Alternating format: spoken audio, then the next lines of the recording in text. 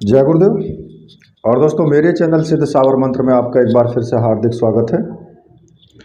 और देखिए, आज मैं आपके सामने जो एक अनुभव लेकर के आया हूँ वो वास्तव में ही बहुत ही डरावना अनुभव है।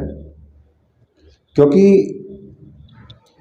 अगर कोई व्यक्ति वाममार्गी तरीके से साधना करता है तो इस प्रकार से साधना की जाती है और ऐसे अनुभव सामने आते हैं। कहने का मतलब ये है कि मैं भी किसी को वाममार्गी साधना करने की सलाह बिल्कुल नहीं देता हूँ, और इसीलिए मैं हमेशा सात्विक तरीके से ही साधनाएं देता हूँ जो कि व्यक्ति आसानी से कर सके। तो देखिए, ये जो अनुभव है ये कर्ण पिशाचिनी साधना का है। और जो पूज्य सद्गुरुदेव डॉक्टर नारायण दत्त श्रीमाली जी थे, उन्हीं ने की ये जो साधना है। तो एक शर्मा जी थे, मधुसूदन, तो उन्होंने ये साधना ली और उन्होंने किस प्रकार से साधना की, क्या उनके अनुभव आए, ये मैं आपको उनके एक पत्र को ही जो उन्होंने गुरुदेव को लिखा था उस पत्र को मैं आपको पढ़ कर के सुनाऊंगा। ठीक है, तो इस वीडियो को आप पूरी देखना, क्योंकि ये वीडियो आपके लिए बहुत ज़्यादा महत्वपूर्ण है और पूरी एक एक बात मैं उनकी आपको समझाऊंगा कि किस प्रकार से उन्होंने इस साधना के विषय में लिखा है। तो वो सर्वप्रथम लिखते हैं कि परम पूज्य स्वामी जी, सादर चरण स्पर्श। आज पत्र लिखते हुए मुझे अत्यंत प्रसन्नता हो रही है कि मैंने आपकी आज्ञा का संपूर्ण रूप से पालन किया। इसके फलस्वरूप मैं अपनी उस इच्छा को पूरी कर सका जो कि मेरे मन में कई वर्षों से थी।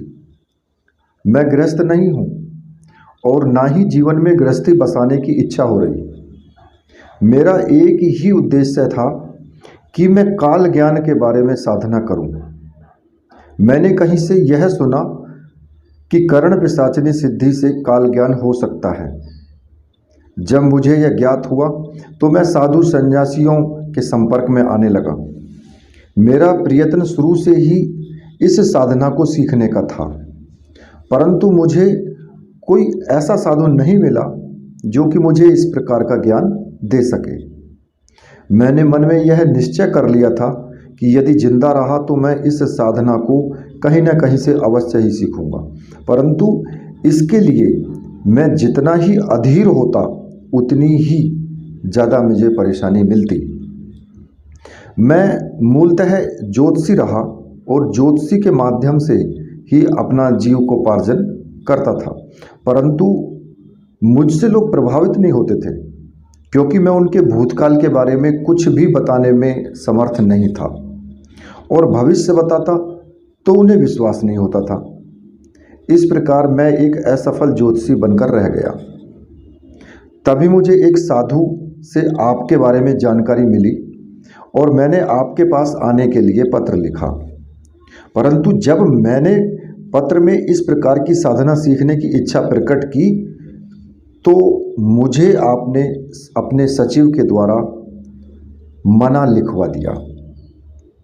इससे मैं निराश अवश्य हुआ, परंतु उस साधु ने यह कहा था कि यदि तुम बार बार प्रयत्नशील रहोगे तो आपका हृदय अवश्य पसीज जाएगा और आप यह साधना देंगे।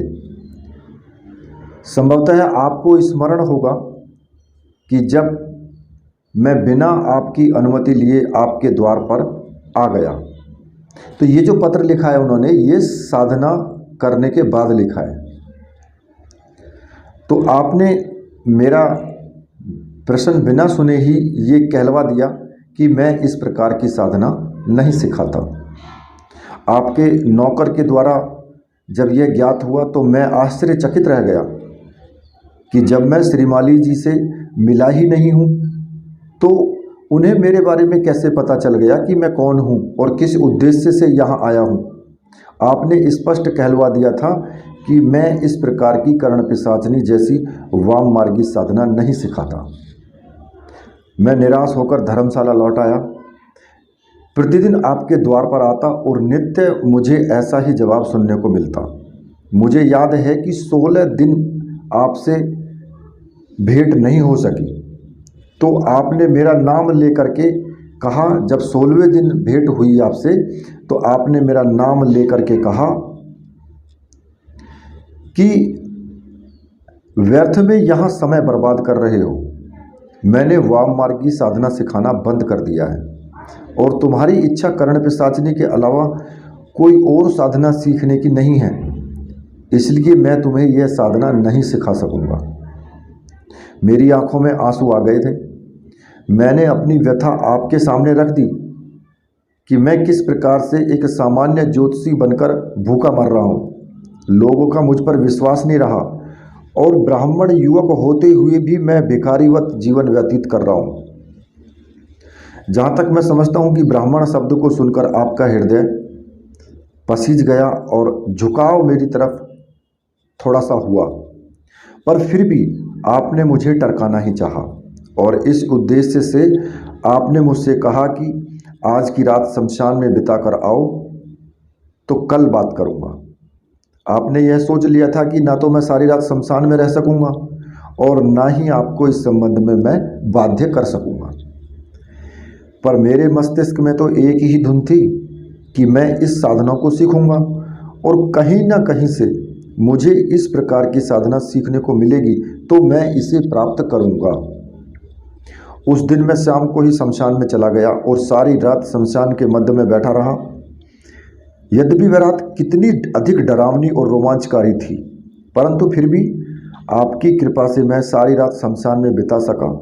सुबह जब स्नान आदि करके 11 बजे के लगभग आपकी सेवा में उपस्थित हुआ, तो आपने 2 क्षण आंख बंद करके कुछ सोचा और फिर आंख खोलकर पूछा कि शमशान में रात बिता आए।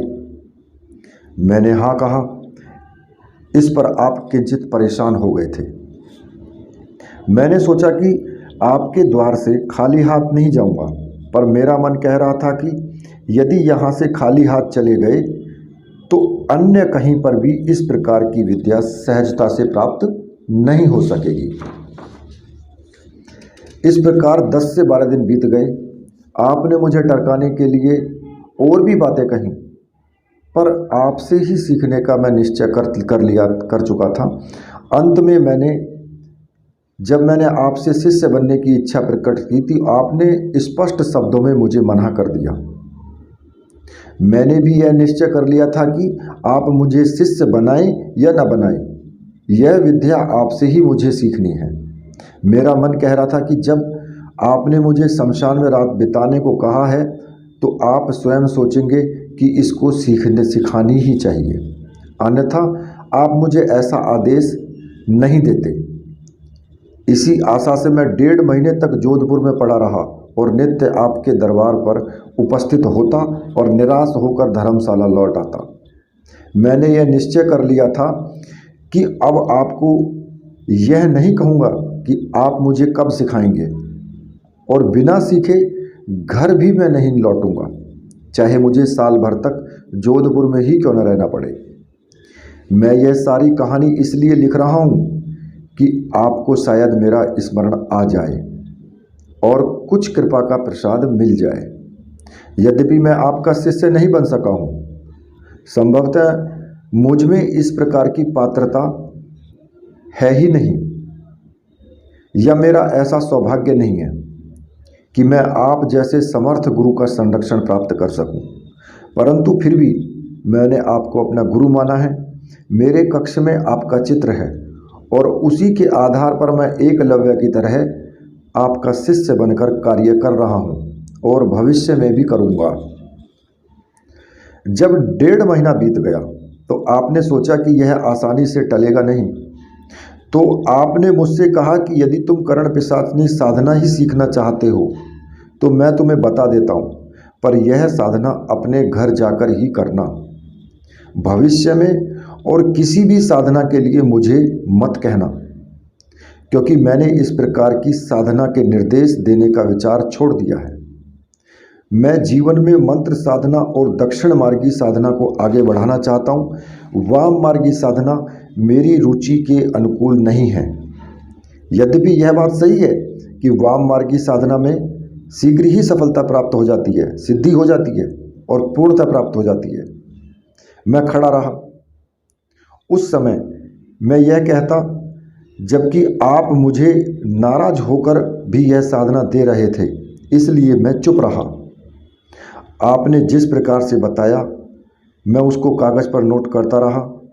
जब आपने पूरी विधि मुझे बता दी तो कठोर शब्दों में आज्ञा दी कि आज ही घर चले जाओ और वहीं पर साधना को संपन्न करना तथा भविष्य में इसका किसी भी प्रकार से दुरुपयोग मत करना। मैं जब आपके चरणों की तरफ झुका तो आप 2 कदम पीछे हट गए। यह मेरा दुर्भाग्य था, परंतु मुझे विश्वास है कि आप दयालु हैं और मुझ जैसे अकिंचन पर कभी न कभी आपकी कृपा अवश्य होगी। आपने जिस प्रकार से बताया था उसी प्रकार से मैंने घर पर आकर प्रयोग प्रारंभ कर दिया। आपने मुझे बताया था कि यह केवल 3 दिन का प्रयोग है, जो किसी भी महीने की कृष्ण पक्ष की त्रयोदशी से प्रारंभ होता है और अमावस्या को समाप्त हो जाता है। परंतु साधना के इन 3 दिनों की तैयारी के लिए इससे पूर्व 10 दिन का अभ्यास करना चाहिए और अमावस्या के दिन भी 10 दिन तक इस अभ्यास को नियमित रखना चाहिए। अतः मैंने आपकी बताई हुई विधि के अनुसार पौष मास की तृतीया से स्नान करना बंद कर दिया। न तो मैं दातुन करता था, न जीभ या दांत साफ करता, न स्नान करता और न ही अपने कपड़े बदलता। आपने मुझे किसी स्थिति में बाहर के कार्य करते रहने को कहा था। अतः मैं छोटा मोटा ज्योतिषी का कार्य भी करता रहा, परंतु लोग मेरे उलझे हुए बाल, पीला और सुस्त चेहरा और बिना स्नान किए हुए शरीर को देखकर आश्चर्य करते थे। आपने जैसा बताया था मैं संध्या पूजन, तर्पण, मंदिर में जाना, गायत्री पाठ, वेद पाठ आदि सभी कार्य बंद कर दिए, क्योंकि आपने मुझे बताया था कि यदि इस प्रकार के कार्य करोगे तो कर्ण पिशाचिनी सिद्ध नहीं हो सकेगी और भविष्य में भी इस प्रकार के कार्य नहीं करने हैं। तो आपको समझ में आ गया होगा जो भी आप सुन रहे हैं कि कर्ण पिशाचिनी साधना वाम मार्गी से कितनी भयानक है। इस प्रकार मैं बराबर 10 दिन करता रहा। त्रयोदशी के दिन मैंने एक बतासे में थोड़ा सा अपना मल लेकर अपने मुख में डालकर निगल लिया। यद्यपि इससे मुझे घृणा तो बहुत हुई, परंतु मैं हर हालत में इस साधना को वाम मार्गी तरीके से संपन्न करना चाहता था। इस प्रकार त्रयोदशी से अमावस्या तक इन 3 दिनों में जब भी भूख लगती, पतासे में या किसी अन्य वस्तु में अपना ही मल, मतलब कि लैट्रिन लेकर के निगल लेता और जब प्यास लगती तो अपना ही मूत्र छान करके पी लेता। त्रयोदशी की रात्रि को मैंने अपने घर के दरवाजे अच्छी तरह से बंद कर दिए और कमरे में बड़े बड़े 11 दीपक लगा दिए। प्रत्येक दीपक में आधा किलो से ज़्यादा तेल था। इसके बाद मैं ऊनी कंबल पर आसन बिछा दक्षिण की दिशा की तरफ मुंह करके बैठ गया। इन 10 दिनों में स्नान न करने से मेरे शरीर से दुर्गंध आ रही थी। इस दिन प्रातः जो मल हुआ उसे मैंने भोजन की थाली में ले लिया और दिन को इसी मल का सेवन किया था। बाद में जो बच गया था वह मैंने रात्रि को 11 बजे सर्वथा नग्न होकर अपने पूरे शरीर पर लेप दिया था। ललाट पर अपने ही मल का तिलक किया था और बालों में भी इस मल को अच्छी तरह से लगा दिया था। मैं जिस आसन पर बैठा उसके चारों तरफ मैंने दीपक लगाकर उसके मध्य में बैठ गया। इसके बाद मैंने पहले से ही हड्डियों की माला तैयार करके रखी थी, जो कि मैंने एक दिन रात्रि को शमशान में जाकर एक कब्र खोदकर उसमें से हड्डियां निकालकर माला बनाई थी उस माला में 54 छोटी छोटी हड्डियाँ थी। इस प्रकार की 54 हड्डियों के टुकड़े की मैंने एक माला बन गई थी। इस प्रकार मैंने 2 माला बनाई थी, जिनमें से एक माला मैंने गले में पहन रखी थी और एक माला मैंने हाथ में ले रखी थी। इसके बाद आपने मुझे कर्ण पिशाचिनी मंत्र जप करने का निर्देश दिया था। अतः मैंने इसी नग्न अवस्था में बैठकर जप करना प्रारंभ कर दिया जो मुझे आपने बताया था। खैर देखिए, वो मंत्र तो मैं यहाँ पर नहीं बताऊंगा कि कौन सा मंत्र था। इस प्रकार मैं निरंतर जाप करता रहा। आपने मुझे बताया था कि 115 मालाएं आपको निरंतर करनी हैं। यदि जाप के दौरान लघु शंका हो तो उसी आसन पर लघु शंका कर ली जाए। यदि मल विसर्जन की आशंका हो तो उसी आसन पर मल विसर्जन कर लें और मंत्र पढ़ते पढ़ते ही उस मल को शरीर पर लेप कर दें। मूत्र को भी बाएं हाथ से लेकर अपने शरीर पर छिड़कते रहें। मैंने ऐसा अनुभव किया कि जब मैं उस दिन 21 माला पूरी कर चुका तो मुझे जोरों से लघु शंका हुई और जो भी मूत्र हुआ वह मैं बाएं हाथ में लेकर अपने मुख पर और शरीर पर छिड़कता रहा।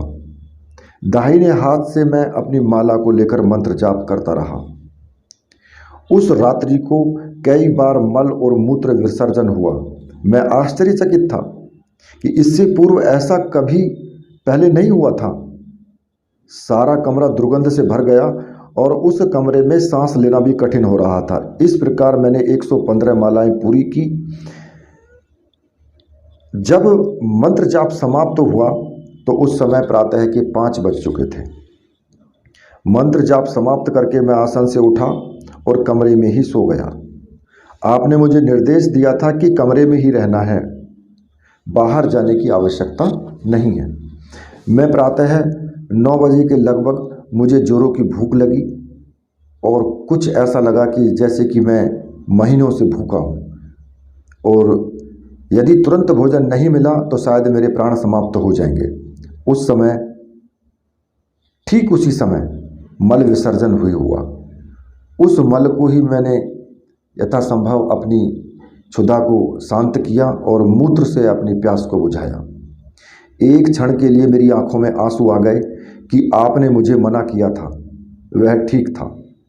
आपकी आज्ञा मान लेता तो मुझे इतना पतित नहीं होना पड़ता। मेरा ब्राह्मणत्व समाप्त हो गया था और मैं एक पिशाच की तरह उस कमरे में पड़ा हुआ था।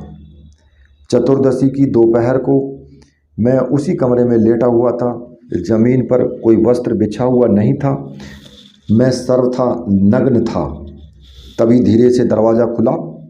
कुछ ऐसा अनुभव हुआ कि जैसे कमरे में कोई अंदर आया हो, जबकि मैंने मुख्य द्वार का जो दरवाज़ा था पूरी तरीके से बंद कर रखा था और अन्य कोई दरवाज़ा ऐसा नहीं था जिससे कि कोई अंदर आ सके।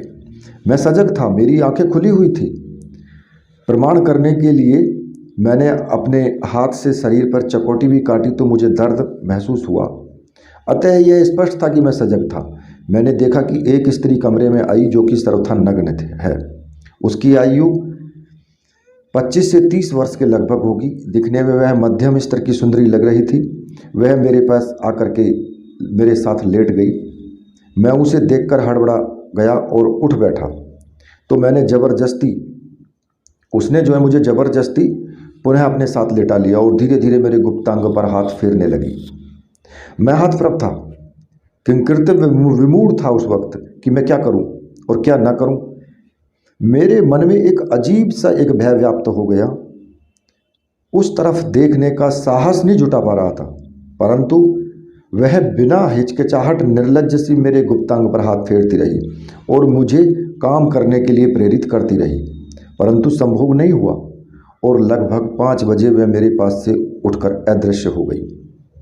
मैं एकदम पस्त हो चुका था।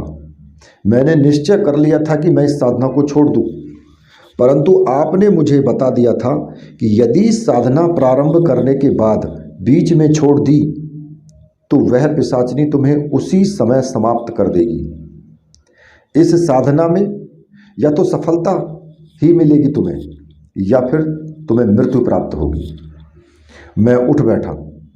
कमरे में कई बार मलमूत्र होने की वजह से अजीब सी दुर्गंध भर गई थी, जिससे मेरा माथा फटा जा रहा था।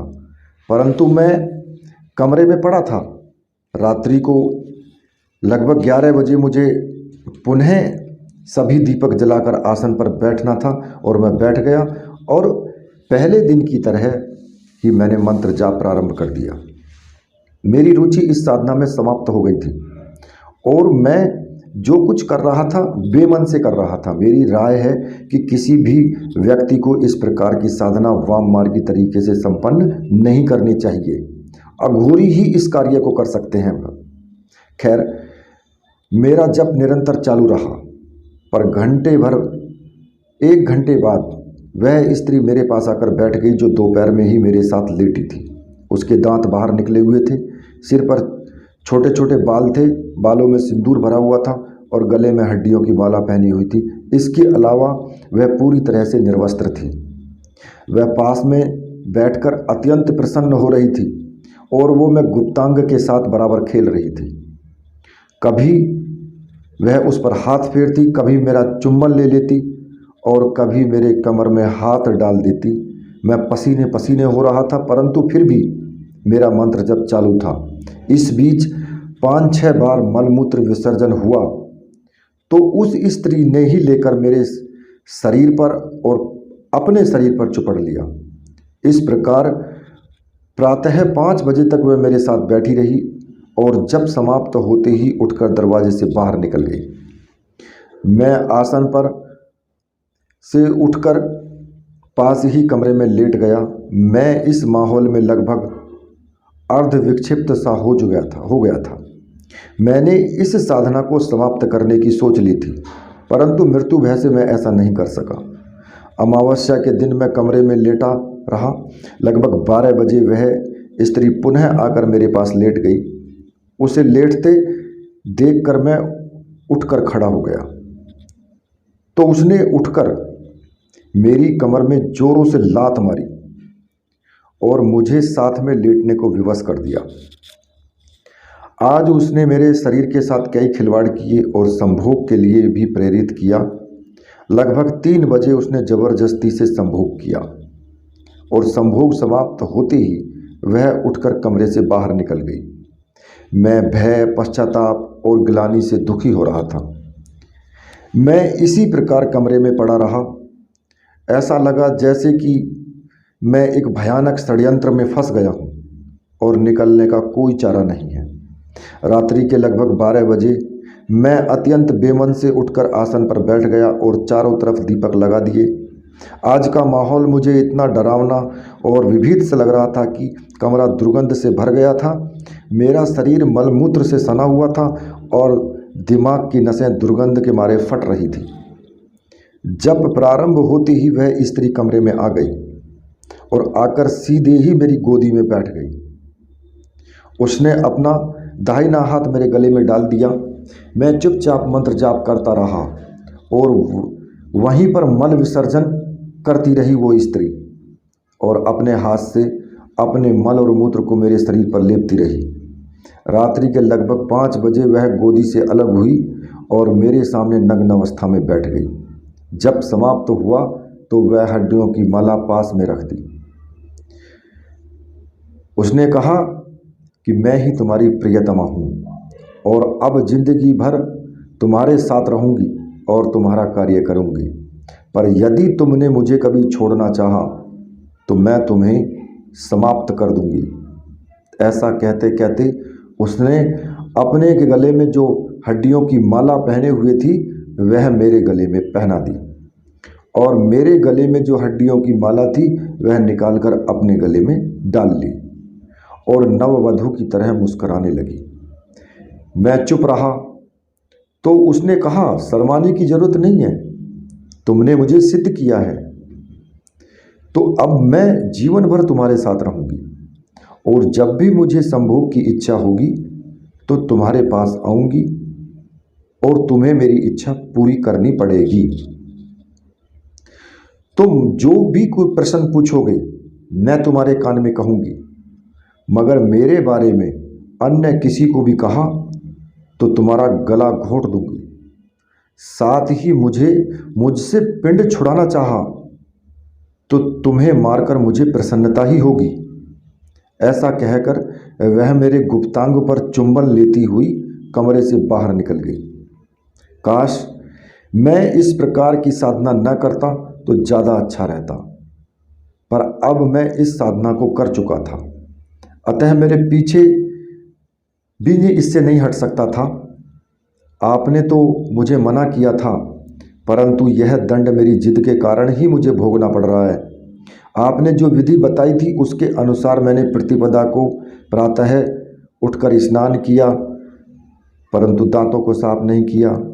दीपक उठाकर घर के बाहर दक्षिण की तरफ जमीन में गाड़ दिए और उन दीपकों के साथ ही उन हड्डियों की मालाओं को भी जमीन में गाड़ दिया। इसके बाद पूरे कमरे को साफ किया और शुद्ध जल से 2-3 बार धोया। फिर मैंने पुनः स्नान कर कपड़े धारण किए। इस प्रकार प्रतिपदा से 10वीं तक मैं घर में ही रहा, बाहर नहीं निकला।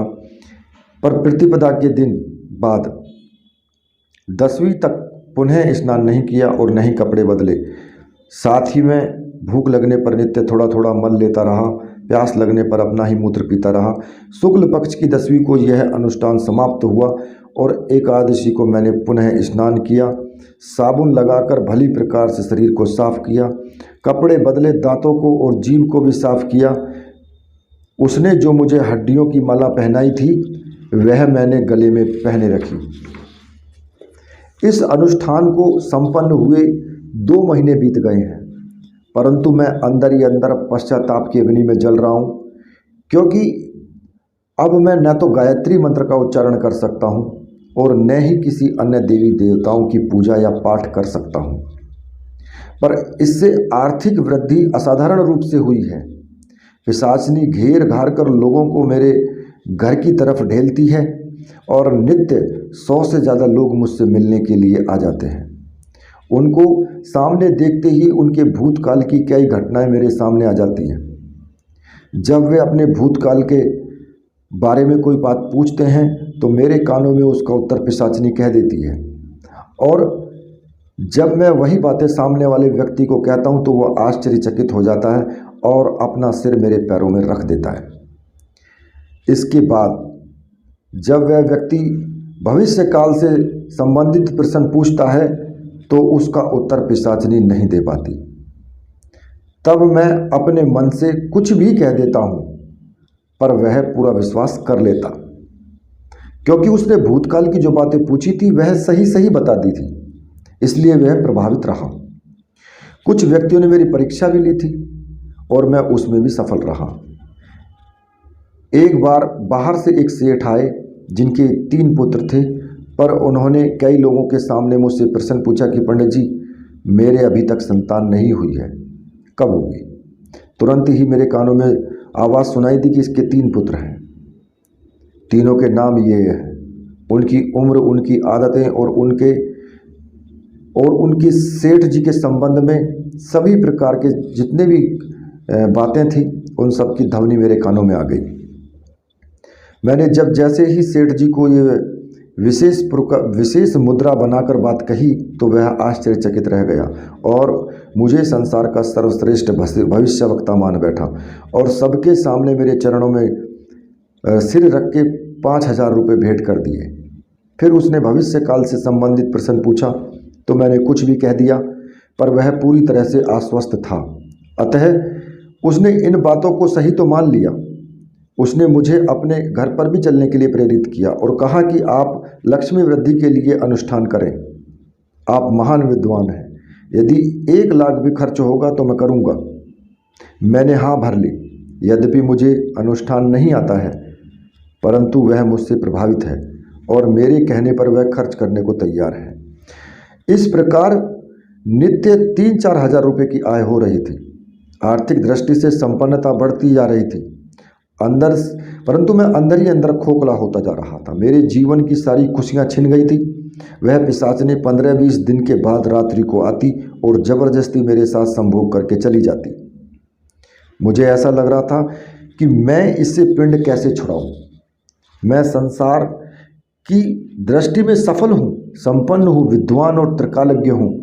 बड़े से बड़ा सेठ मेरे सामने गिड़गिड़ाता है, इससे मेरे अहम की तुष्टि होती है, परंतु फिर भी मैं मन से प्रसन्न नहीं हूँ। चित्त में शांति नहीं है और जीवन में किसी प्रकार की उमंग और उत्साह नहीं रह गया है।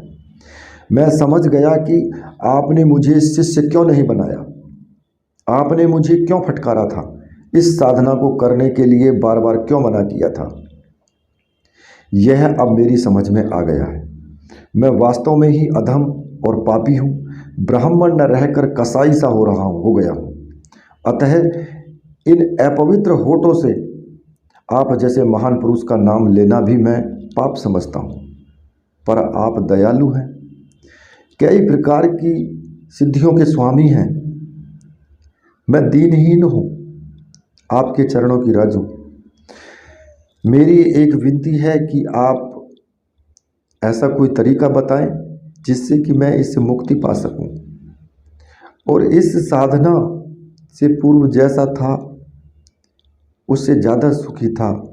मैं वापस ऐसा ही बनना चाहता हूँ। खैर, मेरी भी आंखों में आंसू आ गए हैं और अंदर से हृदय बहुत ही पसीज गया है इस कथा को सुनाते सुनाते, और मुझे गुरुदेव की याद आ गई।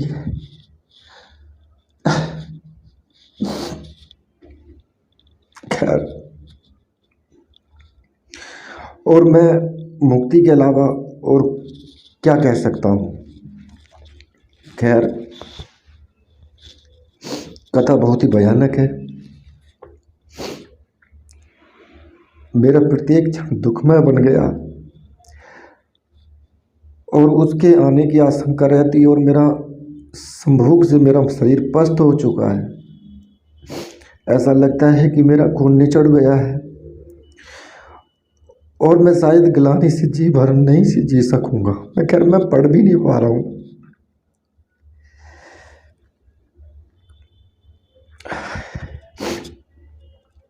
यह पत्र दुखी हृदय से लिख रहा हूँ। पूरा पत्र रोते सकते लिखा है। मैं केवल एक बार आपके द्वार पर भिखारी के रूप में आना चाहता हूँ, केवल इसलिए कि आप मुझे इस साधना से मुक्ति दिला दें। कोई ऐसी विधि बता दें कि जिससे मैं इस सिद्धि से मुक्ति पा सकूं, सामान्य मानव बन सकूं।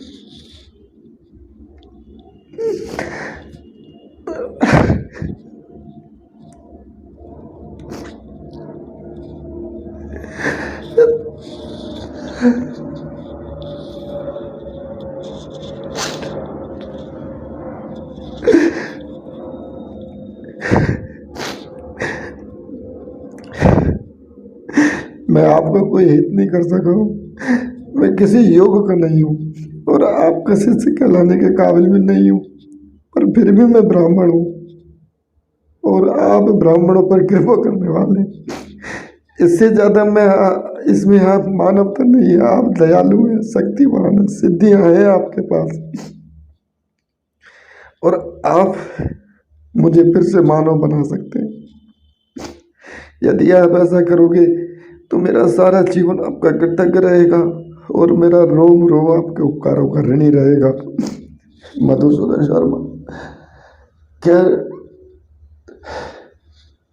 कथा को पढ़ते पढ़ते मुझे अपने गुरुदेव का वाहन हो गया और मेरी आंखों से आंसू निकल गए।